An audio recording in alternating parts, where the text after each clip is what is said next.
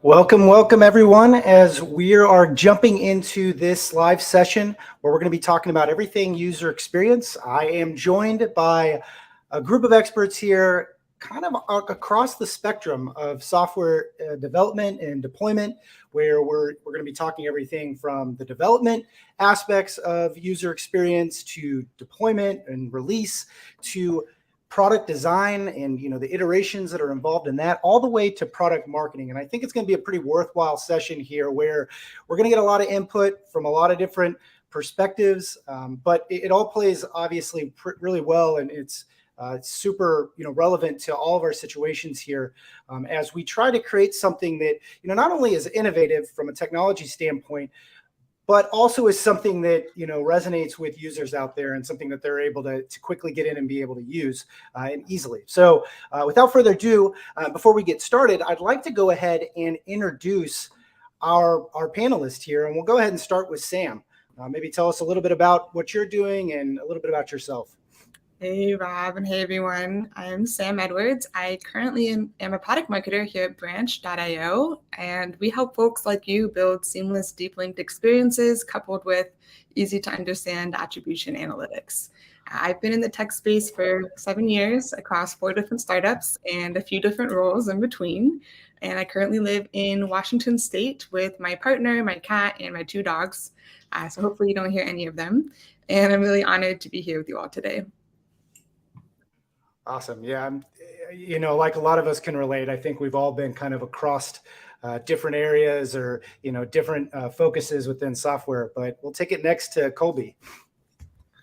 Hey, y'all. My name's Colby. I'm a release engineer for Rocket Money.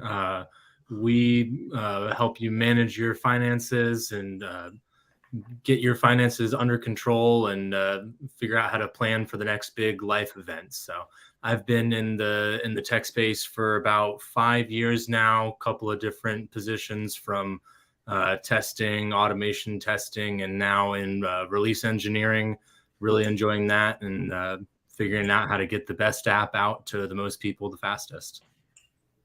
I think that's the words that everybody loves to hear. Best app out as fast as you can so that people love it. That's awesome. Okay, and last but not least, Ed.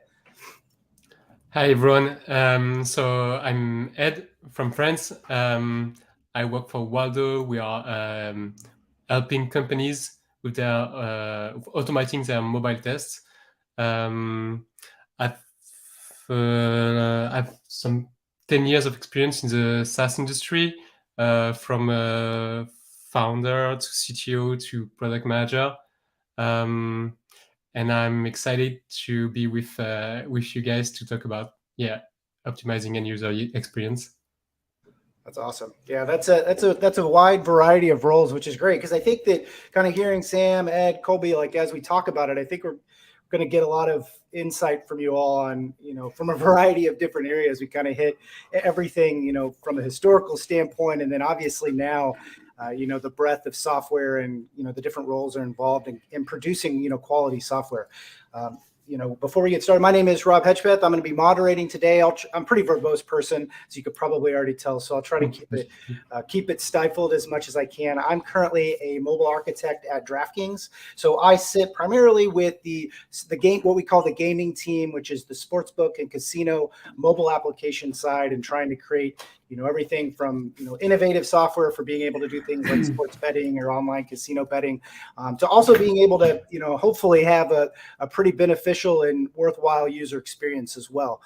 In my past, I've worked everything from front-end web and mobile, obviously, to back-end development. And I even spent some time in something called developer relations as well. So I'm excited to be here, and I'm really excited to be able to start in on some of these questions. Now, as we dive in, we're going to obviously talk amongst ourselves, but we got a really cool platform here that we're using today, and it's integrated really well with the comments section. So We can see all the comments that come in. If you happen to have questions at any time, just let us know. I'll be looking at those, and we'll be trying to answer obviously what's kind of on our agenda or on our plate of what we'd like to get through in user experience. But at any time, if you have anything to add or any questions, please let us know and we'll jump into those as well.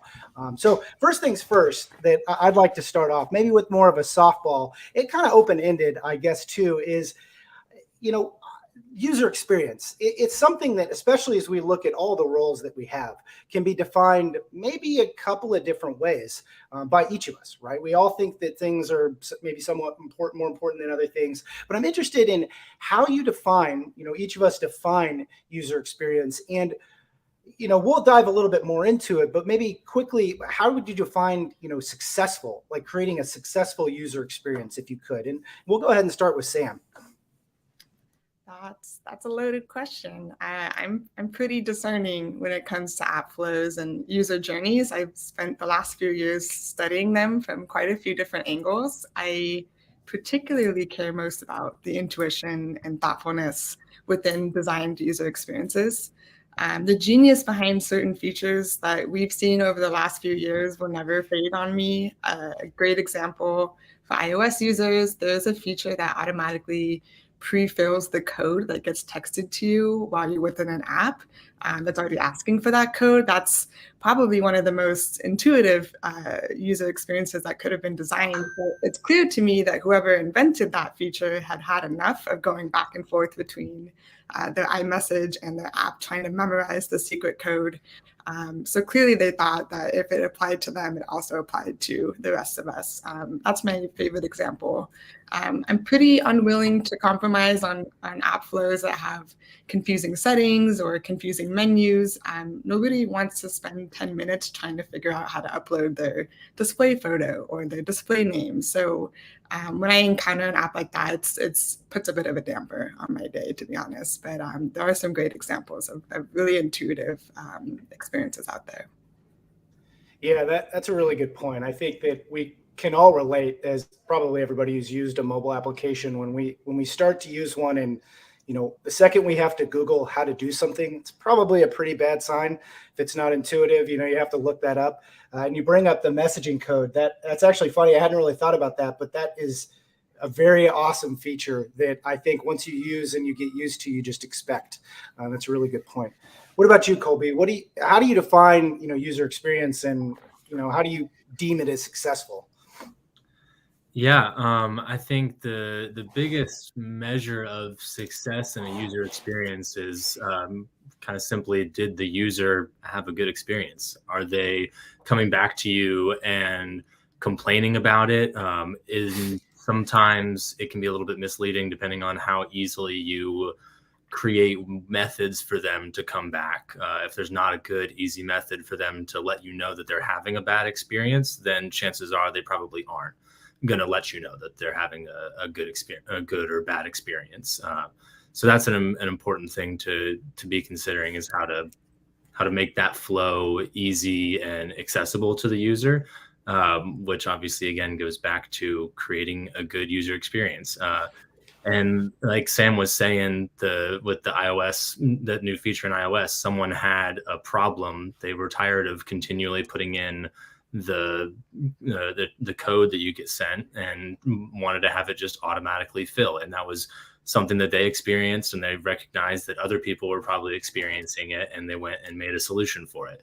And I think that is kind of the core of creating a good experience for users, is both recognizing when you're having a problem that someone else might be having a problem, having the same problem, and how to come up with a solution for that, and then figuring out the difference between what's your personal problem that other people are having, or just a rare edge case that is only something that you want to have. So trying to find the balance there is an important part of that. And that's why there are people who that is their entire job.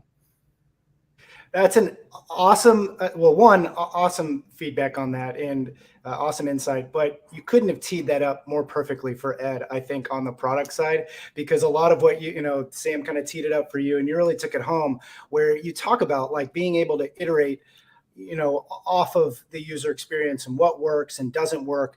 And I'm interested, Ed, with you and your kind of experience on the product side, how important is that? Obviously kind of the first questions, defining user experience and what you deem successful. But I think Colby hit a really good point, which is, a lot of this, the foundation really relies on product. What are some of your thoughts on that? I think I like to measure user experience, how good the user experience is, by measuring how autonomous a end user can be in finding its way in your app. And it reminds me of when Apple released the iPhone. I think it was in 2007 or 8 maybe. I remember this. I think it's a quote from Steve Jobs who said, "iPhone is the manual." So at that times, every hardware, every gear you bought came with a manual, and but the iPhone didn't, because the product was manual. So it was so intuitive that you didn't have to explain how to perform such and such actions. It was just in the product. So yeah, I think they nailed it really well. Yeah, and that actually brings up a really good point too, where we're kind of going back in time to talk about how, the intuition that you have whenever you get into, say, a mobile device, or specifically an iPhone, how important that is in order to be able to kind of know. And I've attended similar sessions where, somebody will be talking about, well, I have toddlers and I have, maybe some older people test out the devices or test out the applications, because that intuition that you may find like in a toddler or something like that, where something like maybe turning pages or something can be super important, but it's also super intuitive. But not everything is like that. So I'm curious, maybe we'll keep it here, Ed, is that, and then maybe, get Sam's input on this as well, is that from a product perspective, how do you go, I guess, kind of fine tuning that? So say you put out something that, one, how do you actually, put out that initial maybe MVP of a new feature, in determining, how is it going to be laid out? What's the user experience going to be like? And then, beyond that, how do you iterate off of that? Are there any kind of, analytics or metrics that you would take in order to be able to do that? I'm curious, maybe start with Ed first on any of that.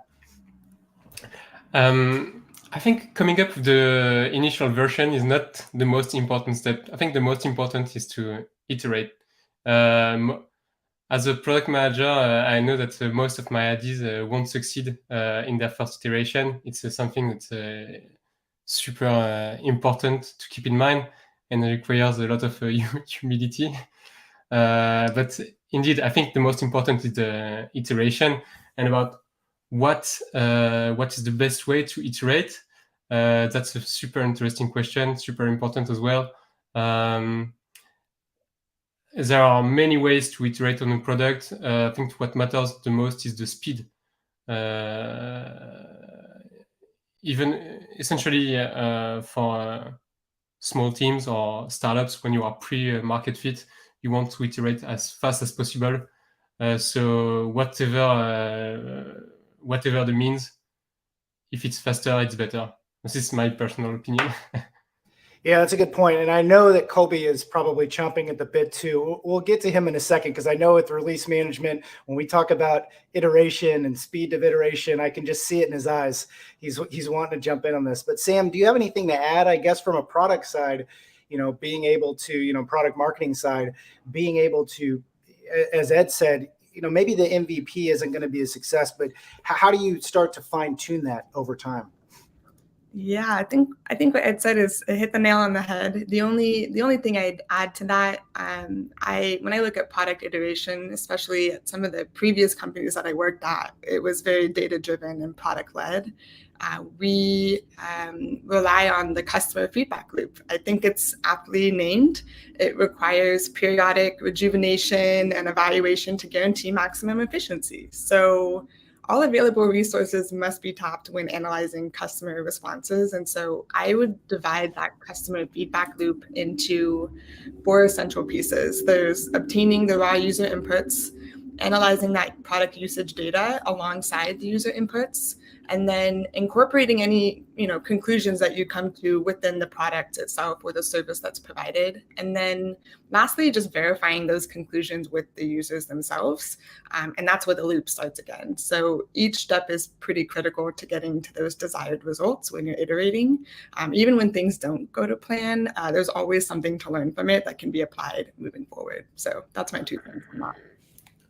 Yeah, that makes sense. And I'm wondering, Sam, how do you, once you kind of get that input or get that feedback, what happens after that? Like, how do you siphon that to, or, send that to the rest of the team?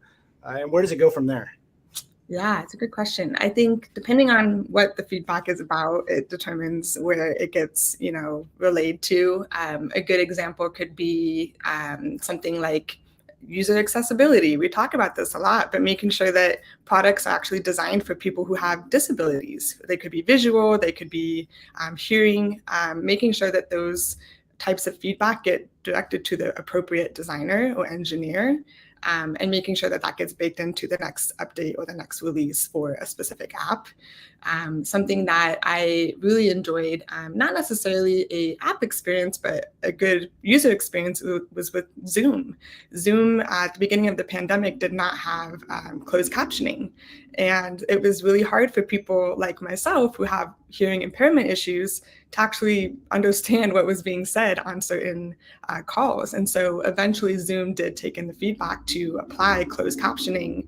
It would be auto-generated, so the accuracy was hit or miss, but it was at least an attempt to iterate on that feedback that was being provided to them. So I think it just depends on, the specific department that's responsible for that feature that feedback is being given on to implement it and hopefully iterate and make sure it's the best it could be. Yeah, excellent points. And I love that you brought up accessibility. That's something that I'd like to double click on a little bit later, because I think that, before maybe 10, 15 years ago, there wasn't such an emphasis on it, but it seems like there's rightly so, a large emphasis on that. And there's a lot more support. There's a lot more resources and documentation out there for being able to accomplish those things, both on a web and a mobile and, other, types of mediums that you may be able to have a user experience, which is awesome. I think it's, it just kind of proves that, this evolution of development and the user experience that goes into that is continuing to progress, which is great. But I'd like to kick it over to Colby, because, we've talked a little bit between Sam and Ed here the last couple of minutes where we're talking about, being able to iterate quickly. So I'd like to get Colby's thoughts on that, because the release process, I can speak to it myself as a developer, is imperative to that, right? Being able to quickly be able to, do everything from build and deploy. Of course, that's kind of glossing over a lot of stuff that happens in between there. And I don't want to steal your thunder, Colby, but how do you approach that, or, what goes through, your kind of daily process of being able to facilitate that, primarily whenever you focus or look towards something like user experience? Yeah, I think, we've hit on a couple of different aspects of it, and just the speed of the cycle is something that's important to keep in mind, how quickly you can get from a product manager saying, this is a feature I want, or this is a change to a feature that I want. We talked about iterating on things like with the closed captioning. Sometimes it's just good to get something out there so that you have something to have feedback from, and then you can iterate on it. So how quickly can you get from the idea to have closed captioning to an end user having the first version of closed captioning?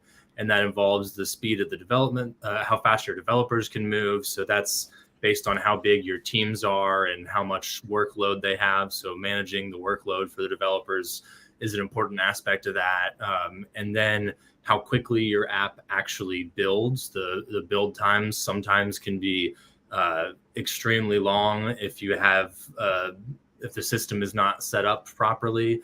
If you can get your build times down, some people can get them as low as 30 seconds. Some people, maybe a 5-10 minute range is something that you should target. If you're getting beyond 10 minutes, then there's maybe some things that you need to do to improve it.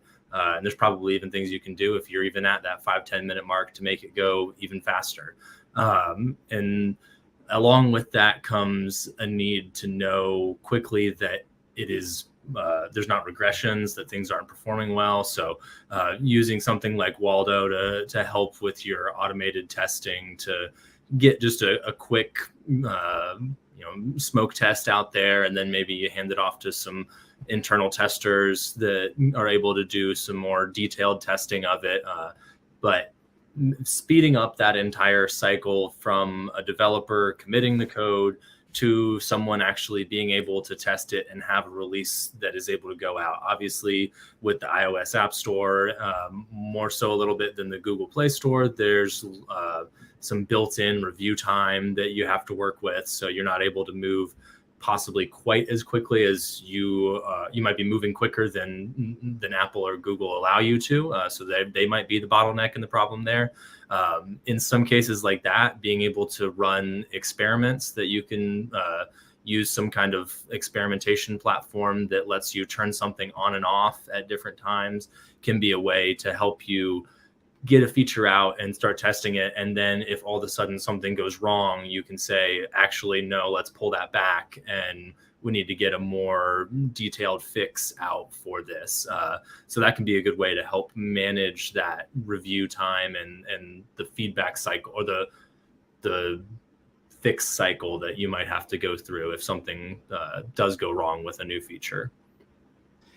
Yeah, that's those are all excellent points. I think there's a lot to unpack there in a good way, Colby, because you mentioned several things throughout that process, and lastly, kind of hit on experimentation and the ability to create feature flags, essentially to open things up, maybe at a percentage basis or a small subset of the users. But kind of off of that, and I definitely want to get a little bit deeper into things like testing. I'm sure Ed will be lighting up on that as well. But we actually do have a first comment in here from Khalil.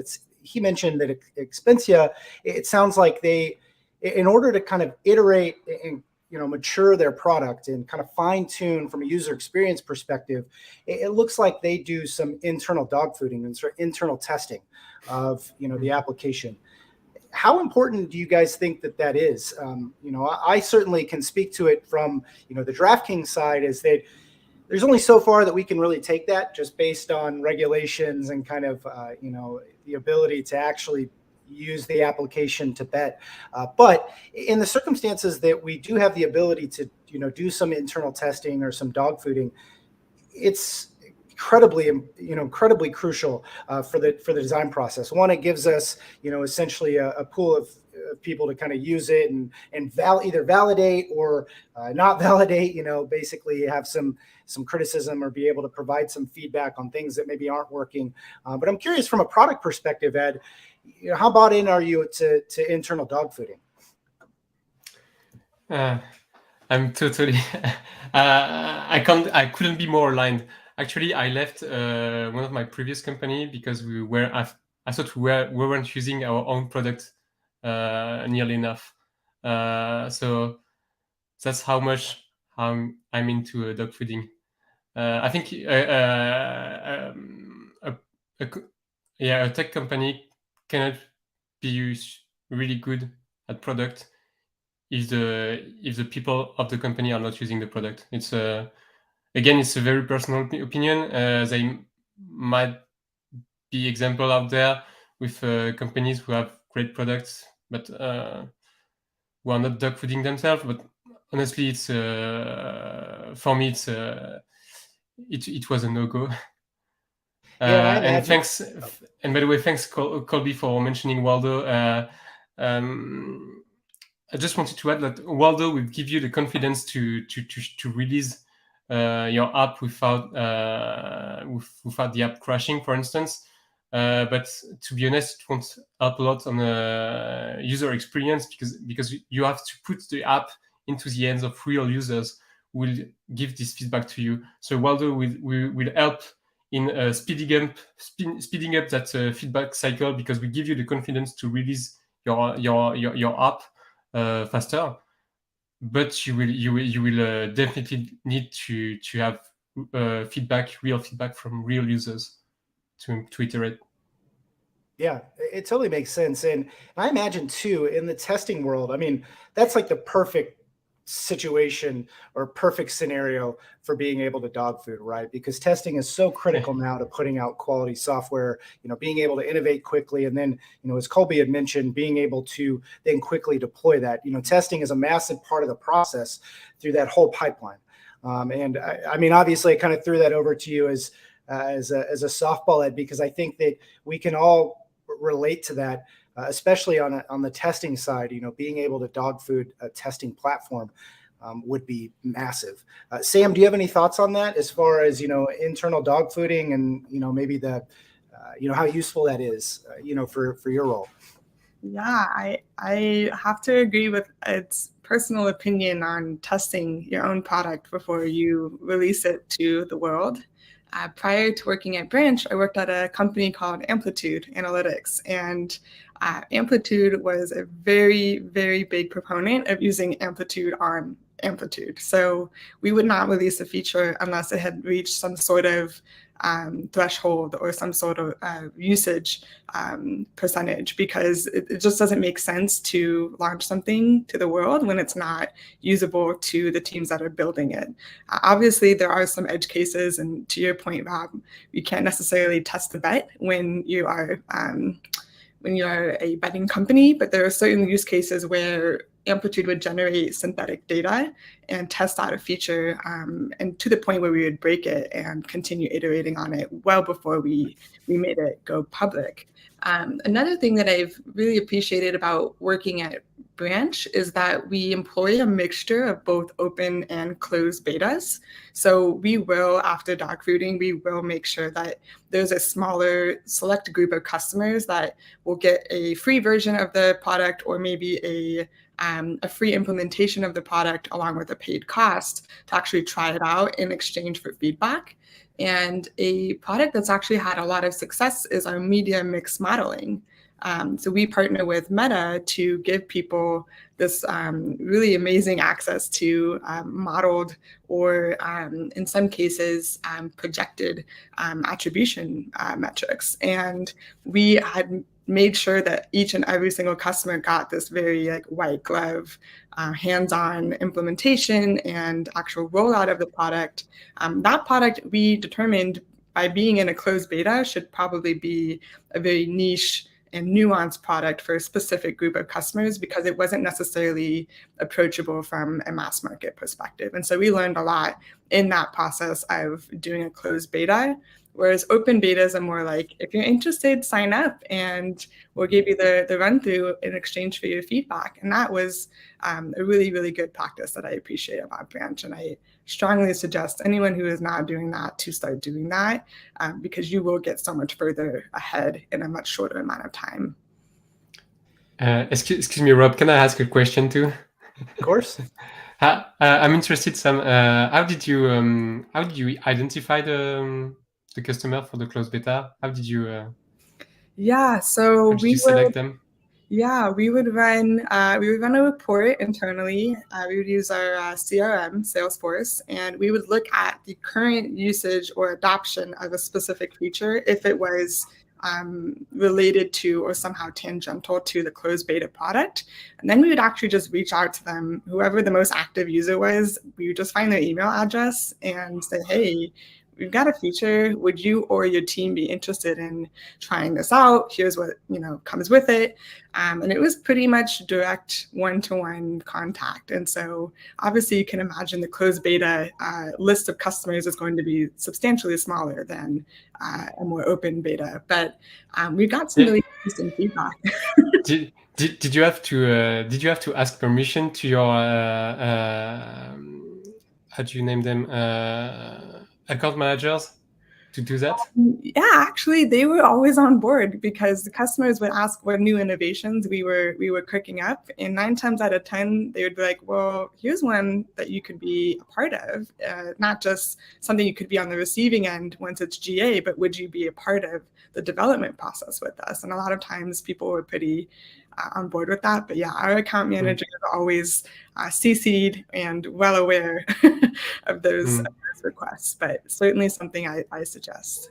Yeah, because My experience is that sometimes you forgot to put the account manager in the loop, and then he's mad at you because you reached out to his client while he wasn't aware, and Yeah, pro tip. and on the other side, if you have to ask permission, then like the email you would have sent in the next hour gets sent like 10 days after. So Yeah, that's sometimes you have to balance asking for permission and maybe asking for an excuse. Yeah, I think to actually even like counteract that, you can have the account manager ask on the product team's behalf. And that usually goes a lot better. You can have the product team included on that email thread, but having them say, hey, like our product team has designed you as a ideal customer for this product we're testing. Would you be interested? And I can facilitate, all of the communications. It ends up going really well. So yeah, sometimes just having them be the messenger works out.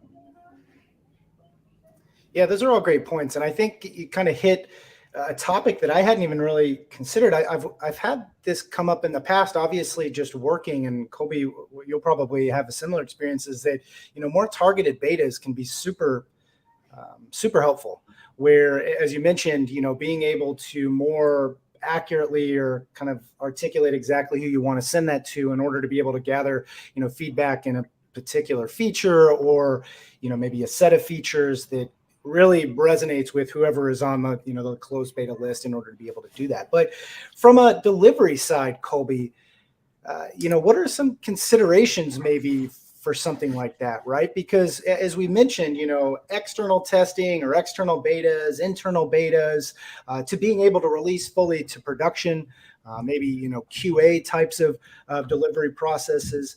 And this is a pretty open end, but how do you approach that? You don't have to necessarily be so specific. I don't want you to give any proprietary secrets away about what you've done, but, how do you approach that as a release manager, where you've got all of these different asks and these different types of outputs in order to be able to facilitate that? Yeah, no, it's definitely a really interesting topic and thing to consider because particularly with mobile applications, unless you are directly involved in the releasing and the building and release process, it kind of just looks like all of a sudden here's an app for you to install end user and ready, set, go, test it out, see what happens. And managing the flow of how it actually gets there and what version is built and created for that. It's a really important thing to plan out and map out because iOS applications, for example, are not always the easiest to just install onto any given person's phone. Android APKs, a lot of times you can kind of sideload it, and if the person knows enough or you give them the right PDF, then you just got to have a developer build it and pass it off. But iOS can be a little bit more tricky like that. So I know App Center has got a internal testing tool that they actually kind of integrate with Apple's certification management and automatically enrolls devices into that. So you can go to a link that they provide there and install it. Test Flight from the iOS side is a really good way. The App Center one, manages it for both iOS and Android. So it's kind of a nice setup there. There's multiple groups that you have to have there. You can't combine it all into one, but it will let you manage it more collectively. Test Flight obviously is the go-to one for iOS. It can be, depending on the way, how many builds you're sending up and the way that you have your process set up, it can be important to make sure that the builds that go up there are only ever ones that may eventually be released to the public. So I think there's sometimes a difference between a build that you want beta tested or internally tested and a build that might eventually end up going to the end user. And so then that build that you want beta tested you may never intend for that to go to an end user and be released on the App Store. So a safety feature that you might want to implement is just not uploading builds to Test Flight that you wouldn't necessarily release out. But other people, definitely, you could manage it in a different aspect where you do upload some of those builds. So it's kind of a personal preference situation. and trying to really, I think the most important thing is just to take a step back and say, where are all of the different places that I want users to be able to download my app? Do I want just my internal employees to be able to download it? Do we have an external beta that needs to be involved? Are there NDAs that need to be involved if there's an external beta? How are we getting those people? Where are they installing the app from? And mapping out that whole flow and from your use case is a really important and good first step in figuring out all the places that you're going to be needing to have the builds. And once you have that map figured out, it makes it a lot easier to determine what the simplest way to do it. And we've talked about with iterating over your own product, like features that get iterated, you iterate on your build process. Maybe it takes a couple hours for the whole build process to happen right now, and that's fine. It might take you time and iterations to get that whole process quicker and make it a more streamlined and efficient thing. So getting something out there to start is just the important first step. All of this is iteration. Yeah, that makes sense. And I think you kind of nailed on a piece of that towards the end too, which is that it may take a while to be able to do builds, but I'm sure, as you know, Colby, too, there's also levels to that, right? You may not necessarily be testing everything every night. As we kind of transition or pivot a little bit into the testing arena, where, obviously that's a big part of being able to, verify or produce something of, a certain quality is the testing process. And, within testing, I think we've all at least heard of the, unit testing and integration testing, UI testing, and then, kind of the catch-all be-all is just that end-to-end test. I'm curious, trying to transition here to Ed, how important do you find end-to-end testing? And I know this is probably a softball for you on the Waldo side, but I do find it an incredibly at least important topic. As from my perspective, I'm being selfish here in the mobile arena, being able to test exactly how you'd expect a user to be able to do it, which feeds directly back into this whole idea of, kind of fine tuning and articulating the user experience so that it works really well. How important do you find end-to-end, testing, I guess, through, within that process?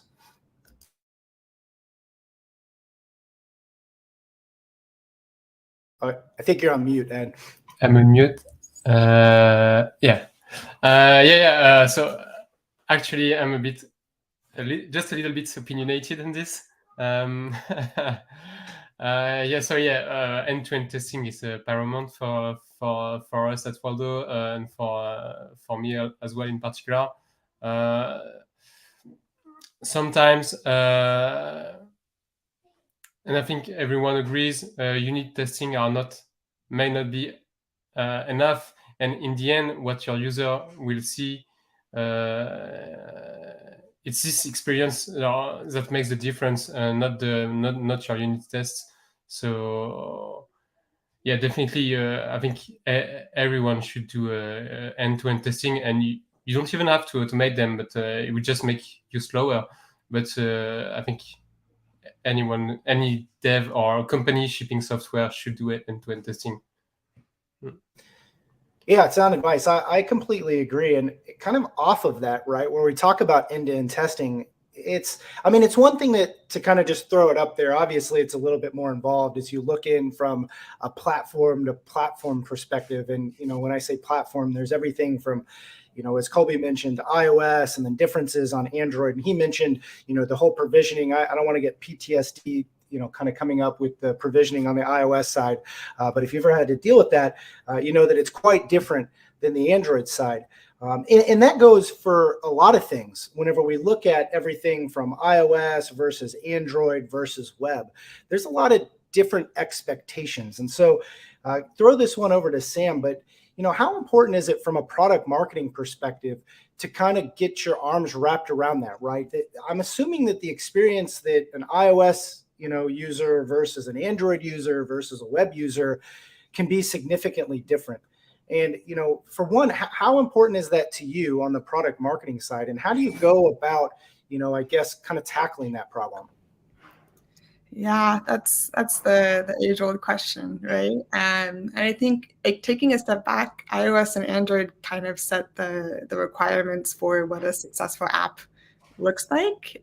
We talked about this before, but a great example of Apple kind of dictating the battle lines is when it comes to user privacy. So that can impact the app experience on the whole. There are certain pieces of data that will just not be passed through by Apple if you are a certain type of user, because Apple has very stringent privacy requirements.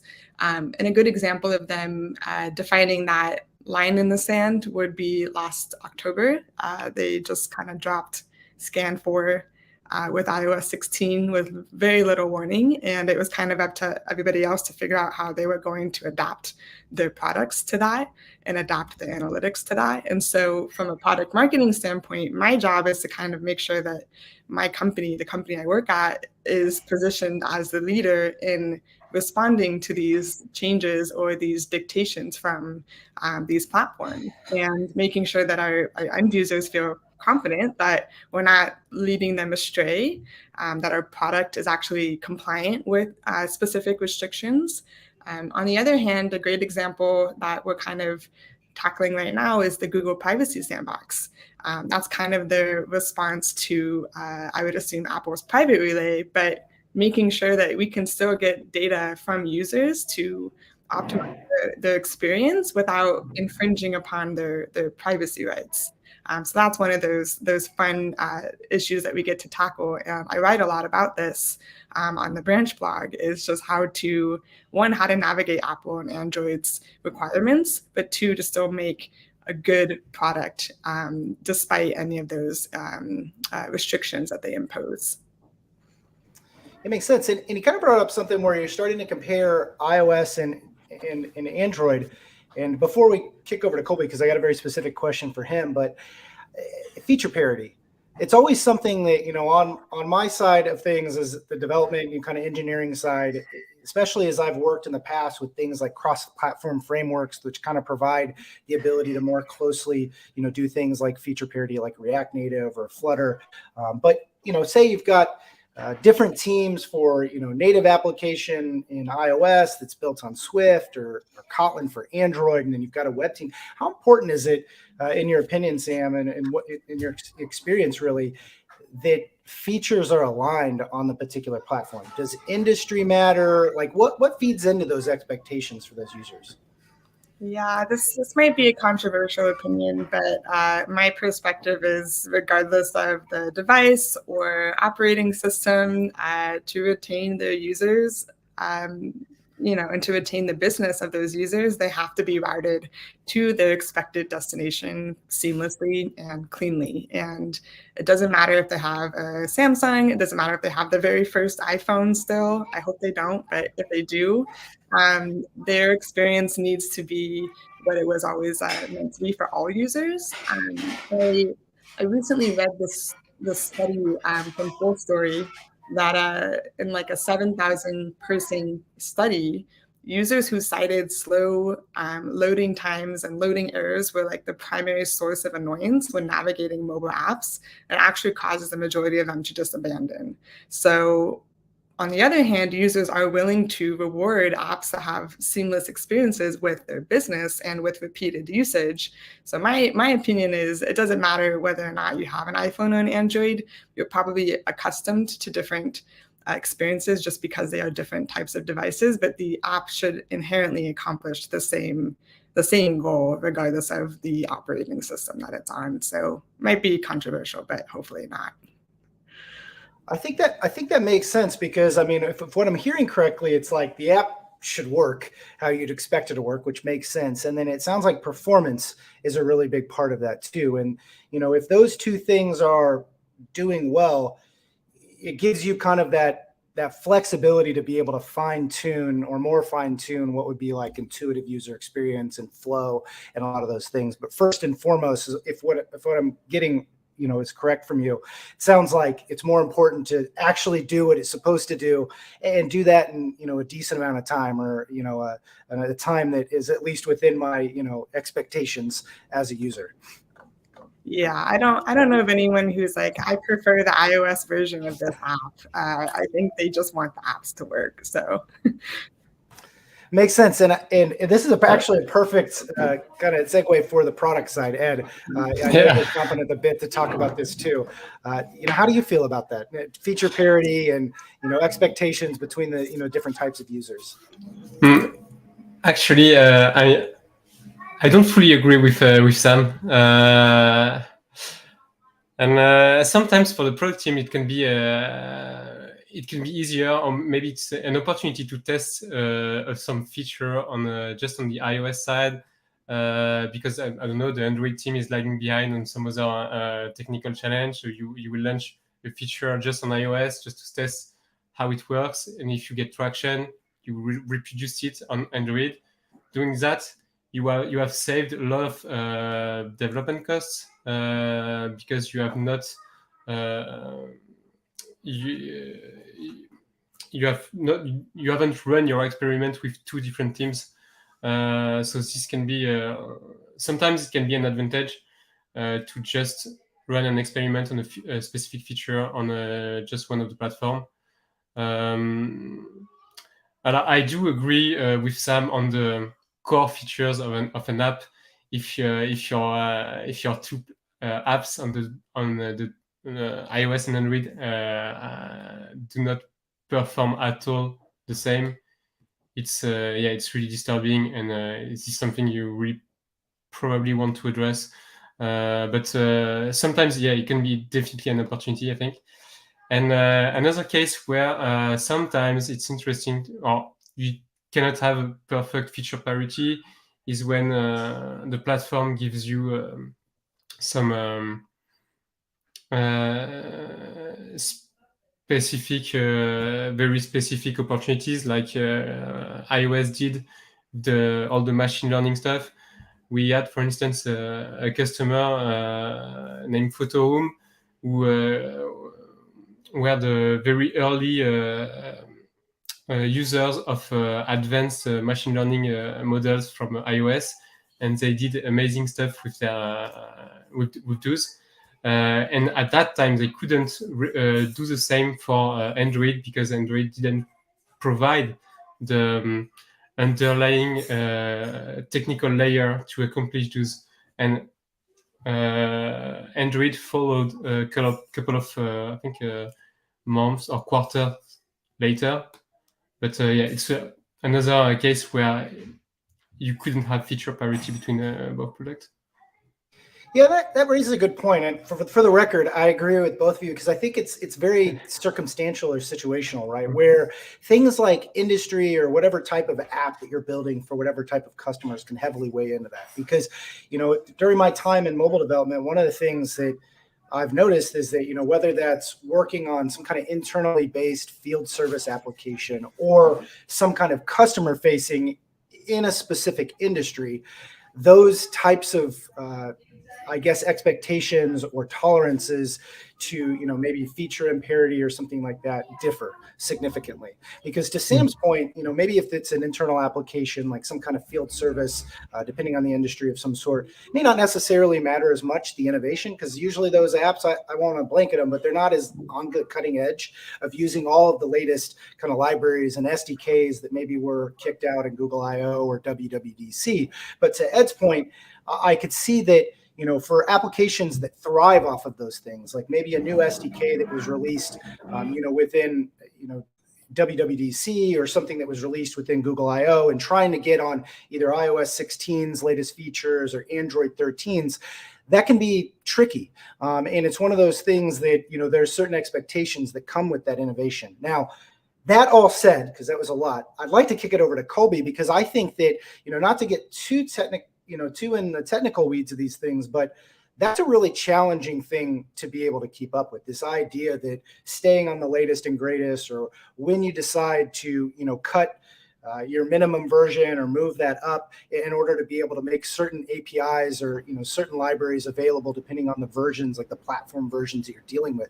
I'm interested in your thoughts on that, Colby. Like, where's the sweet spot on that? Like, do you try to keep it 3 versions behind on a particular platform? Do you keep it 4 versions? Like, How do you test that? How important are those things whenever you're thinking of a release pipeline and how you're going to distribute the application? Yeah, Rob, those are definitely all a lot of really important things to consider. I generally like, from the version perspective, I generally like the 3-back rule.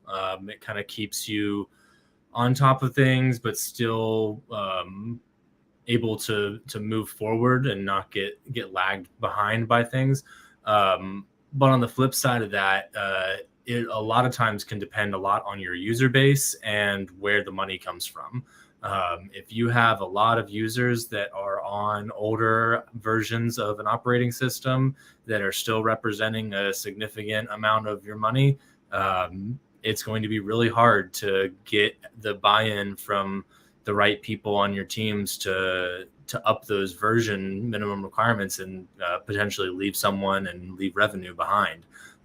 So I found that revenue is often a big driver of how quickly you can move forward with something. I think that some of the other aspects of that are, like you talked about, are you the kind of company that is always on the cutting edge of new features coming out? Are your users expecting you to be having those new features out soon when they announce it? Are they aware of what was just announced at Google I/O and WWDC, and are they expecting that to be in the app shortly? That might mean that you need to be moving quicker.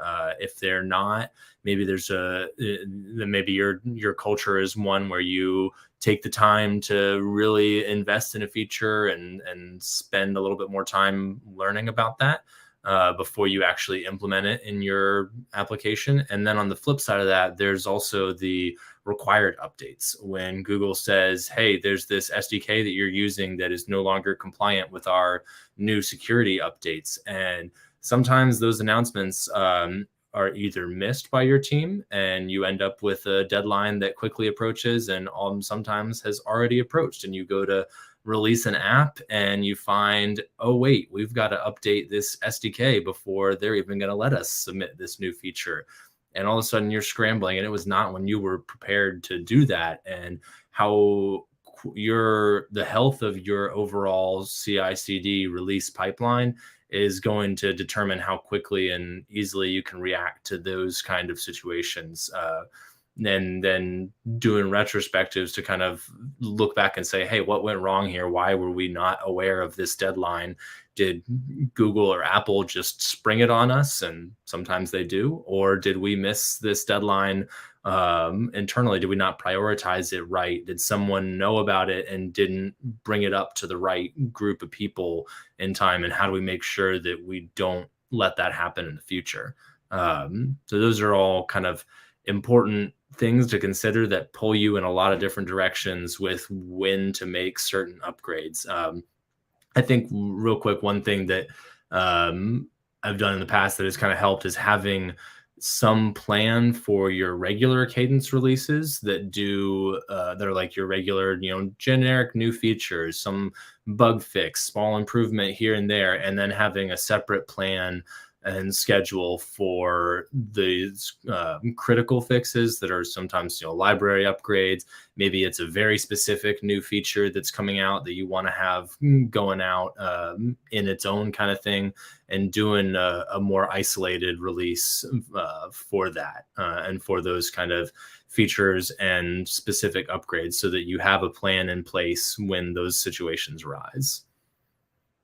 I gotta say, that's probably one of the most perfect answers from a release management perspective that I can think of, because it brings up a lot of really good, one, insight, but then also a lot of the pain points that are involved in being able to, more quickly, as we've kind of hit at kind of going full circle at the beginning, talking about quickly iterate off of it, all these different considerations. And it actually makes me feel a little bit bad, because I didn't know that you couldn't just scramble at the end of it. I didn't know there was this idea that you could look ahead. I'm sure the product people in my life are like, what the heck is that guy thinking? But that said, and that kind of perfect encapsulation of just release management and the struggles in there, I'd like to, as we're nearing, it looks like about 5 minutes left, something that I like to do is give everybody a couple of seconds, minute, to be able to give us your elevator pitch on what creates, what creates a good user experience? Or in the other direction, what do you usually do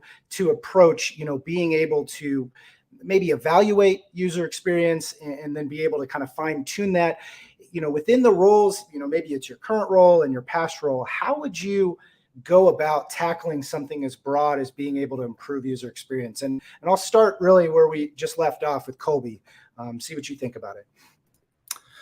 Yeah, for me, from a release engineering perspective, it's all about how quickly you can get new features out and how quickly you can react to bugs that are found in production.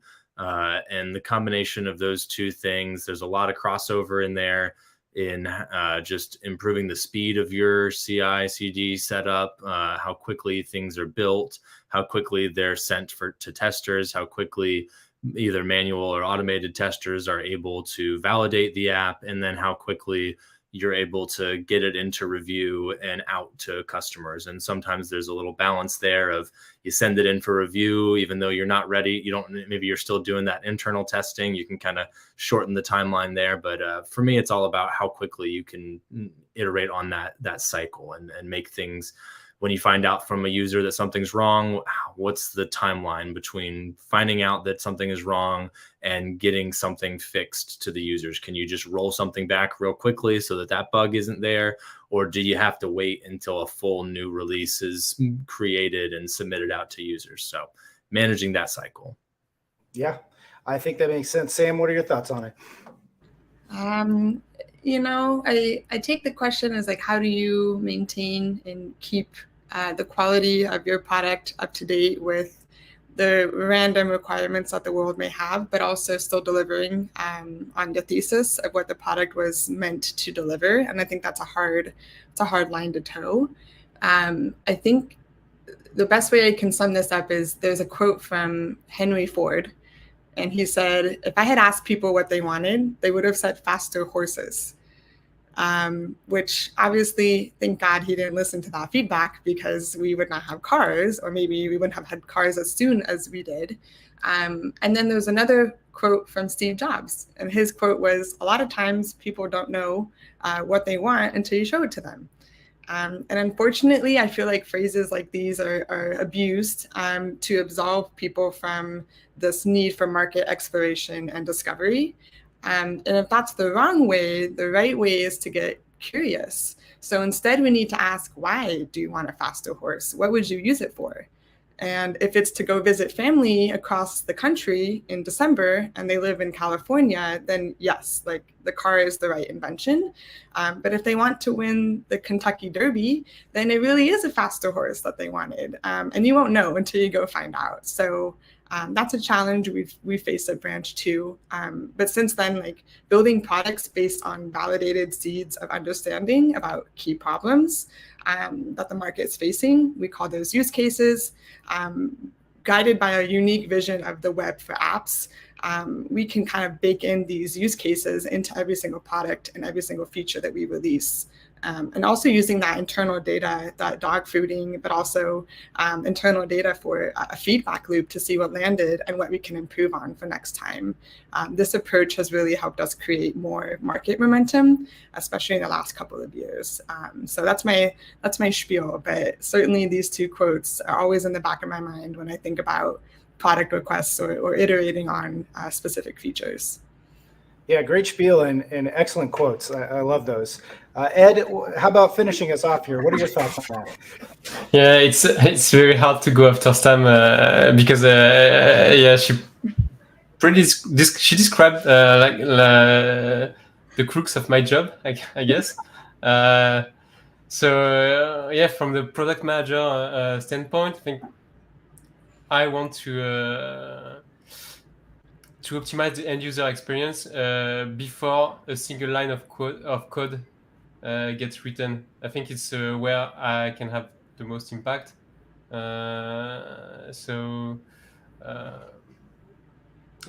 Actually using and there are many tools, many ways to test before any line of code gets written, and actually talking to user, to prospect, as Sam just described, way better than I could, is a great one of the great tool, one of the great solution to get there. Yeah, it's an excellent point. And I think one that, sometimes as a software engineer, it's a little hard to hear that, there's some planning phases that need to go into some of this before you can start cranking on code, before you just start jumping in and start trying to solve the problem. Really, to both Ed and Sam's point on this, being able to really understand the problem, I think is a really important part of it before you can actually get in and solve that problem. Of course, I've again got to apologize to all the code that I've written that I haven't done that, but it's definitely words to live by. For that, I'd like to say thank you very much, Sam, Ed, Colby, for joining us. I'd like to thank Waldo for facilitating all of this. This has been awesome. Everybody for attending, the comments, Khalil, David, I see all those comments in there, just the back and forth. If you'd like to collaborate more, feel free to reach out after the fact. If you'd like to see different topics discussed during a Waldo webinar, please let us know. We're definitely anxious to hear what those topics would be. This will be available as a recording as well. So if you didn't get a chance to see all of it, you're just catching the tail end, or maybe you wanted to send it to somebody else to be able to check it out, it will be available as a recording as well. And thank you very much. Have a great rest of your day. Thank you all. And thanks a lot, Rob, for helping us running this debate. Always, yeah. Thanks, Rob. Thanks, Rob. Moderator extraordinaire. This is a little long.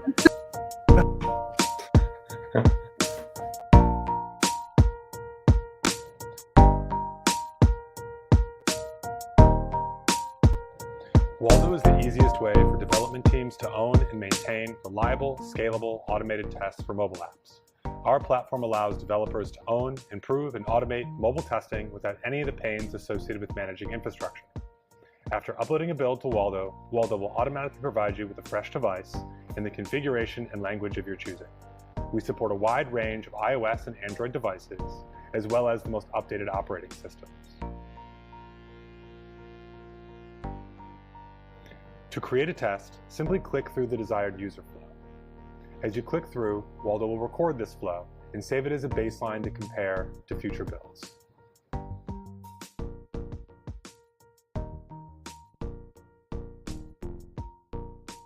When you upload a new build, Waldo will attempt to recreate the same actions from your original user flow to check that the actions can be completed. If they can be completed, the test passes. If they can't, it will fail. Instead of relying on a pixel-by-pixel comparison, Waldo uses the logical structure of each screen in your app to understand the positioning of each element. Waldo will attempt to perform an action once the screen structure has reached your desired similarity level, providing confidence that any UI changes are acceptable. Because of this, Waldo can intuitively interact with dynamic content in your application when required, and seamlessly run the same test across different languages without being impacted by minor UI or ID changes. At the end of each test run, you can view playback of an entire user flow, visually identify bugs and UI issues, click into the exact screen where an issue is identified by Waldo, and compare side by side with your baseline. Waldo can provide network logs and crash reports to help you debug the build faster. Waldo provides and maintains the infrastructure to run these tests. With our multi-concurrency model, you can run entire suites simultaneously across multiple devices to increase your testing and device coverage in only a matter of minutes. Run rules you build in our platform govern the frequency of your tests and which builds they should run on, as well as testing triggers. Automatically trigger runs upon upload from your existing CI/CD with our robust integrations, and even test PRs before they emerge to catch regressions. Waldo is helping development teams spend less time building mobile tests and more time benefiting from them. Try Waldo for free today and see for yourself. Here are your customers. And here. They like your mobile app, but sometimes things just don't work. Today, consumers expect to use your app at almost every stage of the relationship with your brand. But all too often, they hit roadblocks, costing you conversions. Why? The mobile ecosystem is becoming more complex. Walled gardens want to break your links so they can keep your traffic for themselves, and fragmented data makes it impossible to understand which of your campaigns are actually working. The solution? Branch's industry-leading mobile linking and measurement platforms. help you take users where you want them to go, and then connect the dots so that you can see which marketing investments are worthwhile across every channel and platform. Our MMP solution is privacy first and designed to accurately attribute ad conversions even when the user journey is long and complex. And Branch's next generation mobile linking platform powers deep links and measurement for all of your owned and organic mobile marketing channels too. With Branch, over 100,000 apps have already unlocked new ways to acquire users and keep them engaged for higher LTV. Ready to ignite your mobile growth?